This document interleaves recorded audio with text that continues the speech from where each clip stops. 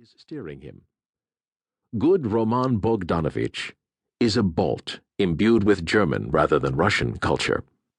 The eccentric Jew Weinstock, the pacifist woman doctor Mariana Nikolaevna, and the classless narrator himself are representatives of the many-faceted Russian intelligentsia. These tips should make things a little easier for the kind of listener who, like myself, is wary of novels that deal with spectral characters in unfamiliar surroundings, such as translations from the Magyar or the Chinese. As is well known, to employ a famous Russian phrase, my books are not only blessed by a total lack of social significance, but are also myth-proof. Freudians flutter around them avidly, approach with itching oviducts, stop, sniff, and recoil. A serious psychologist, on the other hand, may distinguish through my rain-sparkling Christograms a world of soul disillusion, where poor Smurov only exists insofar as he is reflected in other brains, which in their turn are placed in the same strange specular predicament as his. The texture of the tale mimics that of detective fiction, but actually the author disclaims all intention to trick, puzzle, fool, or otherwise deceive the listener. In fact, only that listener who catches on at once will derive genuine satisfaction from the eye. It is unlikely that even the most credulous listener of this twinkling tale will take long to realize who Smurov is. I tried it on an old English lady, 2 graduate students, an ice hockey coach, a doctor, and the 12-year-old child of a neighbor. The child was the quickest, the neighbor the slowest. The theme of the eye is the pursuit of an investigation which leads the protagonist through a hell of mirrors and ends in the merging of twin images.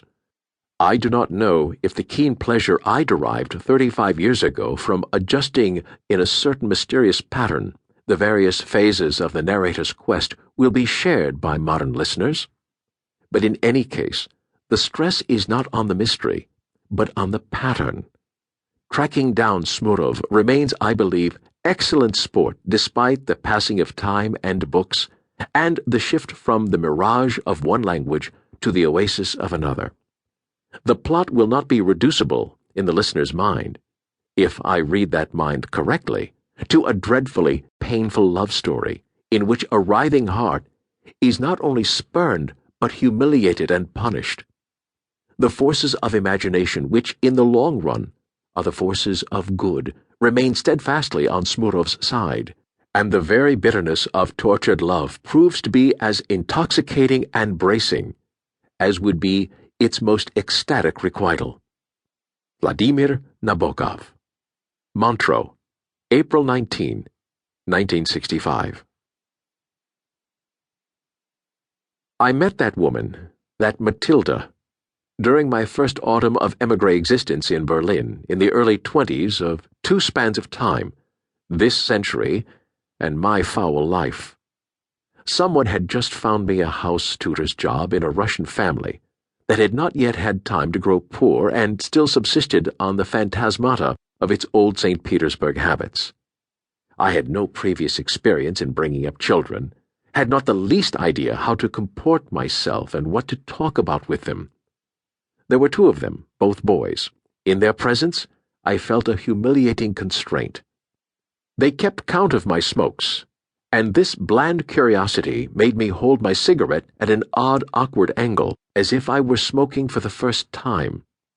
I kept spilling ashes in my lap, and then their clear gaze would pass attentively from my hand to the pale gray pollen gradually rubbed into the wool. Matilda, a friend of their parents, often visited them and stayed on for dinner. One night, as she was leaving, and there was a noisy downpour, they lent her an umbrella, and she said, "How nice! Thank you very much. The young man will see me home and bring it back." From that time on, walking her home was one of my duties. I suppose she rather appealed to me, this plump, uninhibited, cow-eyed lady with her large mouth, which would gather into a crimson pucker, a would-be rosebud, when she looked in her pocket mirror to powder her face. She had slender ankles and a graceful gait, which made up for many things.